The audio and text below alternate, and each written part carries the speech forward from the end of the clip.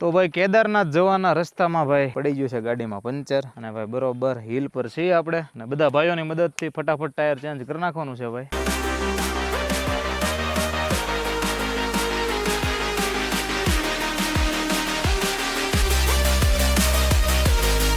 એટલે રોટીનું કામ આપણે ઉમંગભાઈને સોંપેલું છે અને સબ્જી ભાઈ આપણે બનાવવાની છે. વન ભોજનનો પ્રોગ્રામ છે અને ભાખરી બનાવીએ છીએ. સીતાપુર થી લઈને સોનપ્રયાગ સુધી હજી લાઈન છે અને આગળ લાઈન છે. હવે જોઈએ આપણે આગળ ક્યાં સુધી લાઈન છે. અને ભાઈ કેદારનાથ ગમે ત્યારે આવો ને તો ધ્યાન રાખવું ભાઈ, ઘણા બધા અલગ અલગ જાતના સ્કેમ થાય છે. કોઈક એવું વ્યક્તિ તમને મળશે કે ભાઈ મારે થેલો પડી ગયો છે, મારા વોલેટ પડી ગયું છે, મારે ઘરે જવું છે, મને પૈસા આપો. એટલે એવાથી ધ્યાન રાખજો. કોઈક તમારી પાસે મોબાઈલ માગશે, ભાઈ મને ફોન કરવો છે, આ નંબર ઉપર ફોન લગાડી દો, તો પણ ધ્યાન રાખજો. આવા બધા ઘણા બધા સ્કેમ થાય છે.